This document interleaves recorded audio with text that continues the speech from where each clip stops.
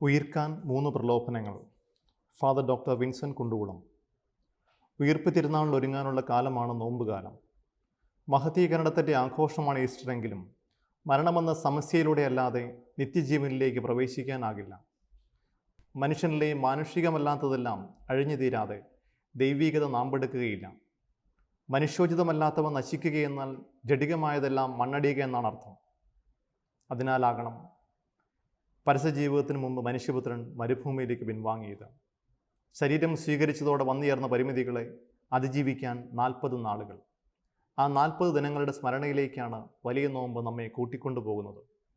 മാനുഷികതയിൽ ഉൾച്ചേർന്നിട്ടുള്ള 3 തരം ജീർണതകളോടാണ് യേശു പൊരുതിയത്: ഭോഗതൃഷ്ണ, താരഭ്രമം, അധികാരദാഹം. നമ്മുടെ പ്രലോഭനങ്ങൾ. വിശപ്പ് ജീവൻ നിലനിർത്താൻ ആവശ്യമായ ജന്മവാസനയാണ്. എന്നാൽ എന്തിനേയും കല്ലിനെ പോലും അപ്പമാക്കാനുള്ള പ്രലോഭനമാണ് യേശുവിനുണ്ടായത്. തിട്ടപ്പെടുത്താനാവാത്തത്ര ശേഖരിച്ചിട്ടും ആകർഷണീയമായതെല്ലാം സ്വരുക്കൂട്ടിയിട്ടും അടങ്ങാത്ത വിശപ്പ്. വാങ്ങിക്കൂട്ടുന്നത് തന്നെ ലഹരിയാകുന്ന അവസ്ഥ. അത് ഭക്ഷണമാകാം, വസ്ത്രമാകാം, വാഹനങ്ങളാകാം, ഭൂമിയാകാം, വീടാകാം, ശരീരവുമാകാം. വാങ്ങൽ ശേഷി സ്വത്ത് നിർണയ മാനദണ്ഡമാകുന്ന രീതി. ആശിക്കുന്നത് എന്തുമാകട്ടെ, അതിപ്പോൾ ഇവിടെ ഉടനെ സാധ്യമാകണമെന്ന അഭിവാഞ്ചയ്ക്ക് അടിമകളായിട്ടുണ്ടോ നമ്മളെന്ന് പരിശോധിക്കാനുള്ള സമയമാണ് നോമ്പുകാലം. ഭോഗതൃഷ്ണ പോലെ രോഗാതുരമാണ് അംഗീകാരത്തിനായുള്ള ഭ്രമവും. കൂട്ടുകുടുംബത്തിൽ നിന്ന് അടുകുടുംബത്തിലേക്കുള്ള മാറ്റം ഉത്തരാധുനികനെ അനാഥനാക്കിയിരിക്കുന്നു. ഗ്രാമങ്ങളിൽ നിന്ന് നഗരങ്ങളിലേക്കുള്ള പലായനവും ദിനചര്യയുടെ സ്വാഭാവിക താളക്രമങ്ങളെ തെറ്റിക്കുന്ന ജോലി സമ്പ്രദായവും നമ്മെ കൂടുതൽ ഒറ്റപ്പെടുത്തി നിർത്തിയിരിക്കുന്നു. സമൂഹ മാധ്യമങ്ങളിലൂടെയുള്ള വെർച്വൽ ബന്ധങ്ങൾക്കൊന്നും ആ വിടവ് നികത്താനാവുന്നില്ല.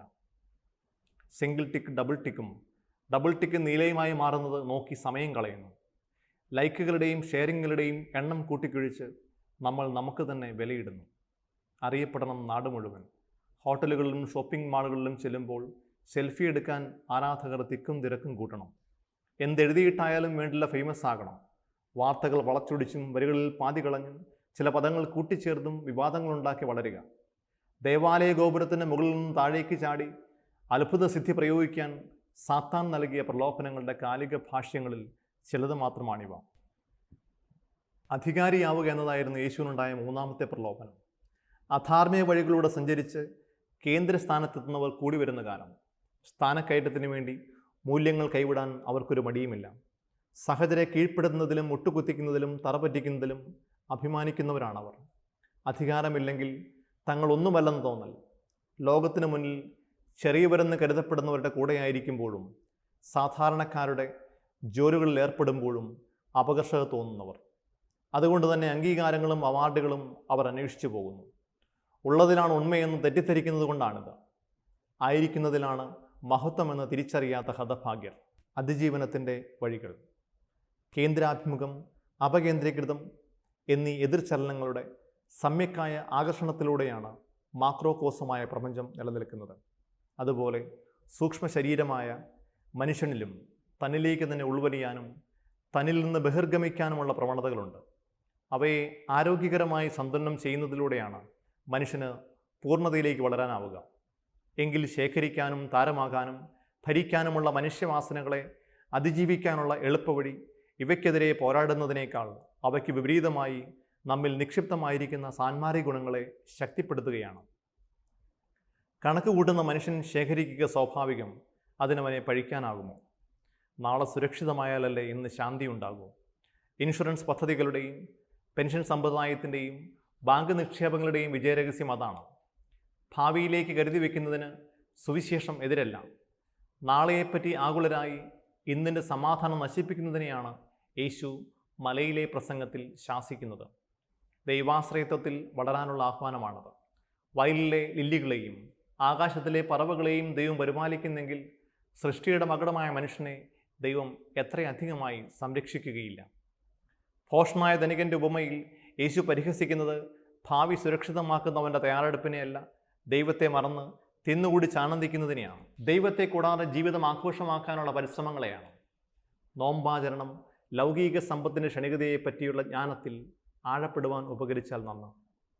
സർവം ക്ഷണികമാം, സർവവും ശൂന്യമാം, സർവവും ദുഃഖമാം, എല്ലാം അറിഞ്ഞ് ഞാൻ. എന്ന് മഹാകവി ജി ശങ്കരക്കുറുപ്പിനൊപ്പം ജീവിതം കൊണ്ട് സാക്ഷ്യപ്പെടുത്തണം. ലോകത്ത് ലഭ്യമായ എല്ലാ വസ്തുക്കളും നൈമിഷികങ്ങളാകിയാൽ അവയിൽ ആശ്രയം വെച്ച് ജീവിച്ചാൽ ശൂന്യതാബോധത്തിലേക്ക് കൂപ്പുകുത്തുമെന്ന് ഓർക്കാനാണ് നോമ്പുകാലം. ഈ പ്രപഞ്ചത്തിൽ പൂർണ്ണ വളർച്ചയെത്താതെ മരിച്ചു പോകുന്ന ഒരേ ഒരു ജീവി മനുഷ്യനാണെന്ന് സുഭാഷ് ചന്ദ്രൻ മനുഷ്യനൊരാമുഖം എന്ന നോവലിൽ എഴുതുന്നത് അതുകൊണ്ടാണ്. ലൗകിക വ്യവഹാരങ്ങളിൽ മുഴുകുമ്പോഴും അലൗകികമായ അരൂപിയോടെ ജീവിക്കണമെങ്കിൽ നമ്മുടെ മുൻഗണന ദൈവരാജ്യ മൂല്യങ്ങൾ മുറുകെ പിടിക്കുന്നതിലായിരിക്കണം. അപരന് നീതി ലഭ്യമാക്കാൻ പണിപ്പെടുമ്പോഴാണ് നമ്മൾ ദൈവരാജ്യത്തിൻ്റെ മക്കളായിത്തീരുന്നത്. ആവശ്യത്തിലധികമായി നമുക്കുള്ളത് ഇല്ലാത്തവനുമായി പങ്കുവയ്ക്കുമ്പോഴാണ് നോമ്പ് അന്വർത്ഥമാകുന്നത്. അപ്പോഴാണ് ചിതലരിക്കാത്തതും കള്ളന്മാർ മോഷ്ടിക്കാത്തതുമായ ഉയിർപ്പിൻ്റെ സൗഭാഗ്യത്തിലേക്ക് നമുക്ക് പ്രവേശിക്കാനാവുക. ലാസർ പട്ടിണി കിടന്നപ്പോൾ അവനെ സഹായിക്കാതെ ആർഭാടത്തിൽ മുഴുകിയതിനാണ് ധനവാൻ ശിക്ഷിക്കപ്പെട്ടത്. തൊട്ടടുത്ത ഭവനത്തിൽ ഒരു വിദ്യാർത്ഥി ഫീസ് കൊടുക്കാനില്ലാത്തതിനാൽ പഠിപ്പ് നിർത്തിയിട്ടുണ്ടെങ്കിൽ അവനെ സഹായിക്കാതെ നമ്മൾ ലക്ഷങ്ങൾ മുടക്കി വിശുദ്ധനാട് സന്ദർശിച്ചാൽ അത് നരകത്തിലേക്കുള്ള വിസയായിത്തീരും. കാരണം അയൽപക്കത്തെ ലാസന്മാർ കർത്താവ് തന്നെയാണ്. ഈ ചെറിയവരിലൊരുവന് നിങ്ങൾ ചെയ്യാതിരുന്നപ്പോൾ എനിക്ക് തന്നെയാണ് ചെയ്യാതിരുന്നത്. കൊമ്പത്തിരിക്കരുത്, മണ്ണാവുക. ശരീരത്തിൻ്റെ ഭക്ഷണം എന്നതുപോലെ മനസ്സിനാവശ്യമായ ഭോജനമാണ് അംഗീകാരം. ചുറ്റുമുള്ളവരാൽ പരിഗണിക്കപ്പെടുമ്പോഴാണ് ആത്മവിശ്വാസം കൈവരുന്നത്. ആത്മാഭിമാനം പകർന്ന ശുശ്രൂഷയായിരുന്നു കർത്താവിൻ്റേത്. സിനഗോഗിൽ പഠിപ്പിച്ചുകൊണ്ടിരുന്നപ്പോൾ കണ്ടുമുട്ടിയ സ്ത്രീയെ അവളുടെ അഭ്യർത്ഥനയ്ക്ക് കാത്തു നിൽക്കാതെ സാപത്ത് പോലും ലംഘിച്ച് സുഖപ്പെടുത്തിയവനാണവൻ. കുഷ്ഠം മൂലവും ബധിരനും മൂകനുമായതിനാലും സമൂഹത്തിൽ നിന്ന് ബഹിഷ്കൃതരായ എത്രയോ പേരെയാണ് യേശു സമൂഹത്തിന് നടുവിൽ കൊണ്ടുവന്ന് പ്രതിഷ്ഠിച്ച് സ്വത്വബോധം നൽകിയത്. പാർശ്വവൽക്കരിക്കപ്പെട്ടവരെ സമൂഹത്തിൻ്റെ മുഖ്യധാരയിലേക്ക് കൊണ്ടുവരാൻ അത്ഭുതങ്ങൾ പ്രവർത്തിച്ച യേശു സ്വന്തം താരവേഷം വർദ്ധിക്കുന്നതിന് വേണ്ടി ഒരിക്കൽ പോലും അത്ഭുതം പ്രവർത്തിക്കാൻ തയ്യാറായില്ല എന്നത് ചിന്തോദ്ദീപകമാണ്. മാത്രമല്ല, അത്തരം ഇടങ്ങളിൽ നിന്ന് അവൻ പിൻവാങ്ങുകയും ചെയ്തു. അപ്പം വർദ്ധിപ്പിച്ചതിന് ശേഷമുള്ള ദിവസങ്ങളിൽ ജനം അവനെ തിക്കിത്തിരക്കുന്നത് രാജാവാക്കാനാണെന്ന് മനസ്സിലാക്കിയ യേശു മലമ്പ്രദേശത്തേക്ക് പിൻവലിയുന്നത് കാണും. താൻ മിശിഹയാണെന്ന വസ്തുത രഹസ്യമാക്കി വെക്കണമെന്ന് പറഞ്ഞ സന്ദർഭങ്ങൾ അനവധി. രൂപാന്തരീകരണ ശേഷവും കുഷ്ഠരോഗിയെ സുഖപ്പെടുത്തിയതിനു ശേഷവും ജൈറോസിൻ്റെ മകളെ ഉയർപ്പിച്ചതിന് ശേഷവും അവൻ പറഞ്ഞ അരുളപ്പാടുകളിൽ ആ മനോഭാവം വ്യക്തമാണ്. പ്രശസ്തി ആഗ്രഹിച്ചുകൊണ്ട് നന്മ ചെയ്യരുതെന്ന് പഠിപ്പിച്ച യേശുവിനെ സുവിശേഷങ്ങളിൽ നിരന്തരം നാം കണ്ടുമുട്ടുന്നു. മറ്റുള്ളവർ കാണാൻ വേണ്ടി നീതിയുടെ പ്രവൃത്തികൾ ചെയ്യാതിരിക്കുവാൻ സൂക്ഷിക്കുവിൻ. അവർക്കുള്ള പ്രതിഫലം കിട്ടിക്കഴിഞ്ഞുവെന്ന് ഓർക്കുക. നിങ്ങളുടെ വലത്ത് കൈ ചെയ്യുന്നത് ഇടത്ത് കൈ അറിയാതിരിക്കട്ടെ. നിങ്ങൾ വിരുന്ന് നൽകുമ്പോൾ പ്രിയപ്പെട്ടവരെ മാത്രം ക്ഷണിച്ചാൽ അതിലെന്ത് കാര്യം എന്ന് മഹാവിരുദ്ധൻ്റെ ഉപമയിൽ കർത്താവ് ചോദിക്കുന്നു. പ്രകടിപ്പിക്കുന്നത് മാത്രമാണ് സത്യമെന്ന് കരുതുന്ന ഇക്കാലത്ത് പ്രകടിപ്പിച്ചാലേ ഞാനുള്ളൂ എന്ന മിഥ്യാധാരണയ്ക്ക് അടിപ്പെട്ടിട്ടുണ്ടെങ്കിൽ അതിൽ നിന്ന് കരകയറാനുള്ള കാലം കൂടിയാണ് നോമ്പുകാലം. ബൃഹത്തായ വീടുകളും പള്ളികളും പണിയുമ്പോഴും ലക്ഷങ്ങൾ പൊടിച്ച് വീട്ടാഘോഷങ്ങൾ നടത്തുമ്പോഴും ദാനധർമ്മങ്ങൾ പരസ്യപ്പെടുത്തുമ്പോഴും നമ്മൾ അന്വേഷിക്കുന്നത് മനുഷ്യപ്രീതിയാണ്, ദൈവമഹത്വമല്ല. നമ്മുടെ സ്വത്വത്തിൻ്റെ പൊള്ളയായ തലങ്ങളെ പ്രദർശിപ്പിച്ച് സാത്വികരുടെ ഇടയിൽ വിഡ്ഢികളാകാതിരിക്കാം. കൊമ്പത്തിരിക്കുന്നതിനേക്കാൾ എല്ലാത്തിനെയും താങ്ങുന്ന, സംസ്കരിക്കുന്ന, ജീവിപ്പിക്കുന്ന മണ്ണായിരിക്കാം. കൊമ്പിലിരിക്കണോ കൊമ്പത്തിരിക്കണോ, കൊമ്പായിരിക്കണോ മരമായിരിക്കണോ മർത്യൻ, വേണ്ട വേണ്ട മണ്ണായിരിക്കണം മർത്യൻ എന്ന് കുഞ്ഞുണ്ണി മാസ്റ്റർ പാടിയതോർക്കാം. ദാസനാകണം, ദാസനാക്കരുത്. സമൂഹജീവിയായ മനുഷ്യന് സഹചർക്ക് വേണ്ടി ജീവിക്കാനായാലേ സായുജ്യമുണ്ടാകൂ എന്നത് സത്യമാണ്. പക്ഷേ അവരനെ സേവിക്കാനുള്ള വാസനയിൽ സ്വന്തം ആധിപത്യം സ്ഥാപിക്കാനുള്ള ത്വര ഒളിഞ്ഞിരിപ്പുണ്ടെന്ന യാഥാർത്ഥ്യം നമ്മൾ മറന്നുപോകരുത്. അതുകൊണ്ടാണ് സേവനം ചെയ്യാനാണെന്ന് പറഞ്ഞ് ഇറങ്ങിത്തിരിച്ചവർ ക്രമേണ ഭരണകർത്താക്കളാകുന്നത്. പദപ്രയോഗത്തിൽ രാജാവുമാരെ നേതാവുമെന്നെങ്കിലും പ്രായോഗിക തലത്തിൽ പ്രഭുക്കളും അനുഗമിക്കുന്നവർ പ്രജകളുമായി തുടരുന്നു. അഡ്മിനിസ്ട്രേറ്ററിന് പകരം മാനേജർ എന്ന വിശേഷണമാണെന്ന് പ്രചാരത്തിലുള്ളത്. പക്ഷേ മാനേജിംഗ് എന്ന് പറഞ്ഞാൽ അതൊരു പ്രത്യേകതരം കൈകാര്യം ചെയ്യലാണ്.